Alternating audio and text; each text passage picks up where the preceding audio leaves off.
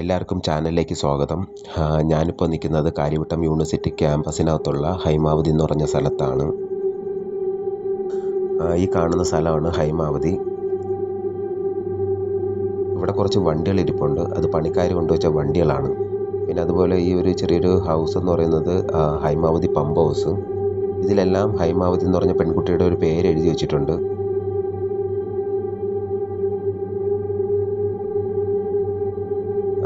പിന്നെ ഈ ഒരു മതിലൊക്കെ പുതിയതായിട്ട് അവർ കെട്ടിയതാണ്. പണ്ടൊന്നും ഈ ഒരു മതിലൊന്നും ഇല്ലായിരുന്നു. മതിലും അതുപോലെ ഈ പമ്പ് ഹൗസൊന്നും ഇല്ലായിരുന്നു.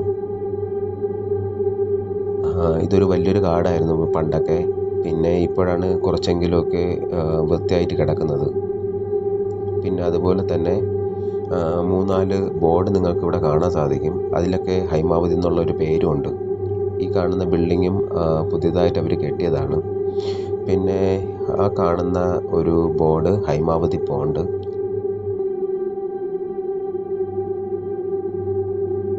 ഈ ഒരു കുളത്തിലാണ് ഹൈമാവതി എന്ന് പറഞ്ഞ പെൺകുട്ടി ചാടി ആത്മഹത്യ ചെയ്തത് എന്ന് കേട്ടറിവാണുള്ളത് കേട്ടോ. എൻ്റെ വീഡിയോ കണ്ടിട്ട് ആരും ഈ ഒരു സ്ഥലത്ത് വരരുത്. കാരണം ഈ ഒരു സ്ഥലത്ത് വരാൻ വേണ്ടിയിട്ട് പെർമിഷൻ ഇല്ല. ഇപ്പോൾ ബോട്ടണി ലാബിൽ ചെന്നിട്ട് പെർമിഷൻ മേടിക്കുക, ലെറ്റർ മേടിക്കുക. അതിനുശേഷം നിങ്ങൾക്ക് എന്താ വെച്ചാൽ ചെയ്യാം.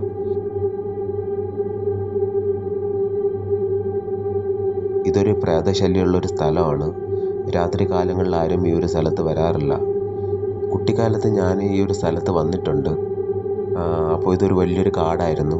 പിന്നെ എൻ്റെ കുട്ടിക്കാലത്ത് ഒരു പ്രേതത്തിൻ്റെ ഒരു അനുഭവം ഉണ്ടായിട്ടുണ്ട്.